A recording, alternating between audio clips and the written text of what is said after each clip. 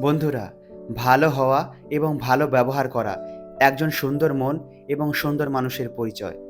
কিন্তু এই স্বার্থপর পৃথিবীতে আপনি যদি অতিরিক্ত ভালো মানুষ হন, তবে স্বার্থপর মানুষ আপনার ক্ষতি করবে, আপনার ব্যবহার করবে। তাই সব জায়গায় বেশি ভালো হওয়া উচিত নয়। আজকের ভিডিওতে আমরা গৌতম বুদ্ধের বলা একটি গল্প বলবো, যেখানে বলা হয়েছে সবসময় ভালো হওয়া উচিত নয়। এমনও সময় আসে যখন মাঝে মাঝে ভালো মানুষের মুখোশ সরিয়ে একটু অন্য দৃষ্টিভঙ্গি নিয়ে ভাবতে হয়। এই বিষয়টা ভালোভাবে বুঝতে পুরো গল্পটা একটু মনোযোগ দিয়ে শুনুন। একদিন মহাত্মা গৌতম বুদ্ধ তার শিষ্যদের নিয়ে আশ্রমে বসেছিলেন। সেই সময় একজন রাজা গৌতম বুদ্ধের কাছে আসলেন এবং প্রণাম করে বললেন, হে প্রভু, আমি আগে অনেকটা কঠোর ছিলাম। আমি অপরাধীদের মৃত্যুদণ্ড দিতেও দ্বিধাবোধ করতাম না। আমার সাম্রাজ্যে অপরাধের সংখ্যাও অনেক কম ছিল। কিন্তু যখন থেকে আমি আপনার বাণী ও উপদেশ মেনে চলছি, তখন থেকে আমি মানুষের ওপর কঠোর হতে পারছি না। মানুষ আমার এই অবস্থার সুযোগ নিয়ে আমাকে নানাভাবে বিপদে ফেলার চেষ্টা করছে। আমার রাজ্যে অপরাধের সংখ্যাও বেড়েই চলেছে এবং বিভিন্ন সমস্যা আমাকে ঘিরে ধরেছে। হে প্রভু, দয়া করে আমাকে বলুন, আমি এখন কি করব? সমস্ত কথা শোনার পর বুদ্ধ বললেন, তোমার সমস্ত প্রশ্নের উত্তর আমার এই গল্পের মধ্যে রয়েছে। তুমি এই গল্পটা মন দিয়ে শোনো। কোনো এক সময় গ্রামের পাশে একটি গাছের কোঠরে এক বিষাক্ত সাপ বাস করত। সে খুব ভয়ঙ্কর প্রকৃতির ছিল এবং তার কামড়ে অনেক মানুষ মারা গিয়েছিল। মানুষ সেই গাছের আশেপাশেও যেত না।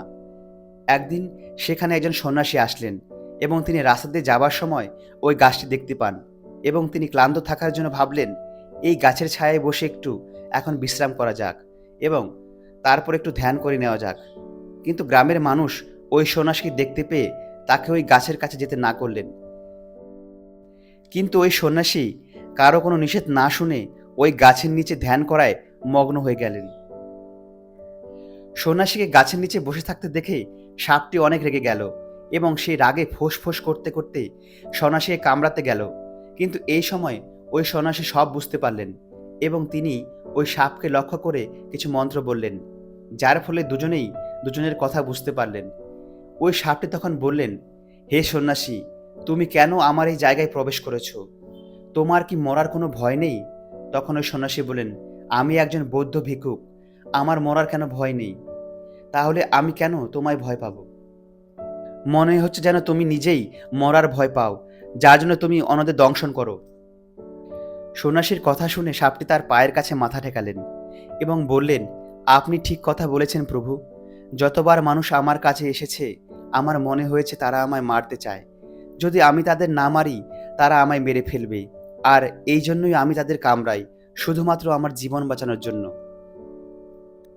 তখন সন্ন্যাসী বললেন, ঠিক আছে, কিন্তু তোমায় একটা কথা মনে রাখতে হবে, জীবনটা একদিন না একদিন শেষ হয়ে যাবে। তাই এই জীবনে অন্যের ক্ষতি না করে বরং সমস্যা আসলে শুধুমাত্র নিজেকে রক্ষা করো এবং তোমার মনের ভয়কে বাইরে বের করে দাও এবং সবাইকে ভালোবাসো। এই কথা বলে সন্ন্যাসী সেই জায়গা থেকে অন্যদিকে চলে গেলেন। সাপটি সন্ন্যাসীর কথায় খুব আনন্দিত হলো এবং সে মনে মনে নিজেকে বললেন, সে এখন থেকে আর কাউকে কামড়াবে না এবং সে সন্ন্যাসীর এই কথাগুলি মেনে চলবে।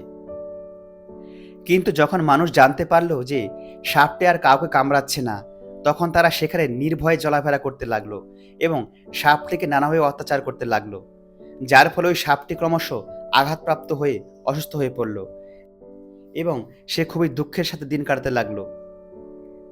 কিছুদিন পরে ওই সন্ন্যাসী আবার ওই জায়গায় ফিরে আসলেন এবং তিনি ওই গাছের নিচে বসলেন।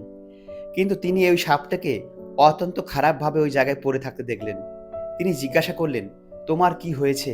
তোমার এমন অবস্থা কে করলো? তখন সাপটি বলল, হে প্রভু, আমি আপনার কথা মেনে চলেছি। তারপর থেকে আমি আর কাউকেই কামড়াইনি। এটা দেখে মানুষ আমাকে ভয় পাওয়া বন্ধ করে দিল এবং আমাকে নানাভাবে অত্যাচার করতে লাগলো। এখন কেউই আমাকে আর ভয় পায় না। তারা আমাকে নানাভাবে আঘাত করে সবসময়। জীবনটা এখন আমার কাছে যন্ত্রণাদায়ক হয়ে গেছে। এ কথা শোনার পর ওই সন্ন্যাসী বললেন, মনে হচ্ছে তুমি আমার কথা ভুলভাবে বুঝেছ। আমি তোমায় কামড়াতে না করেছিলাম, কিন্তু নিজের জীবন রক্ষা করতে যে একটু ফোঁস করতে হয়, সেটা তো করতে বারণ করিনি। এই গল্পটা বলার পর বুদ্ধ ওই রাজাকে বললেন, এখন বলো, তুমি কি তোমার প্রশ্নের জবাব পেয়ে গেছো? আমি তোমায় খারাপ হতে বারণ করেছি, কিন্তু কখনো এটা বলিনি যে তুমি তোমার রাজার কর্তব্য বিসর্জন দাও। যদি তুমি তোমার রাজ্যে আবার সুশাসন ফেরাতে চাও, তবে তোমায় পর্যাপ্ত কঠোর হতে হবে। তোমার প্রজাদের তোমায় ভয় এবং শ্রদ্ধা করা উচিত। এটা না হলে তোমার রাজ্যে অপরাধ প্রবণতা আরও বেড়ে যাবে। যদি তুমি একজন কঠোর রাজা না হও, তবে প্রতিবেশী রাজা তোমার রাজ্য আক্রমণ করতে পারে। তাই তোমায় ন্যায় ও কর্তব্য রক্ষার জন্য একটু কঠোর হতেই হবে। আমাদের জীবনেও যদি আমরা খুব বেশি সরল হই, তবে আমাদের সরলতার সুযোগ নিয়ে মানুষ আমাদের ব্যবহার করবে তাদের প্রয়োজনে। কিন্তু যখন আপনার প্রয়োজন হবে, তখন কেউই আপনাকে সহায়তা করবে না। তাই কখনো কখনো কোনো কোনো জায়গায় বেশি দয়ালু হওয়া উচিত নয়, একটু কঠোরও মাঝে মাঝে হতে হয়। বন্ধুরা, গল্পটি কেমন লাগলো নিচে কমেন্ট করে জানিও। আর ভিডিওটি ভালো লাগলে চ্যানেলটি সাবস্ক্রাইব করে অবশ্যই আমাদের পাশে থাকবেন। দেখা হচ্ছে পরের কোনো ভিডিওতে। ততক্ষণ সবাই ভালো থাকবেন, সুস্থ থাকবেন।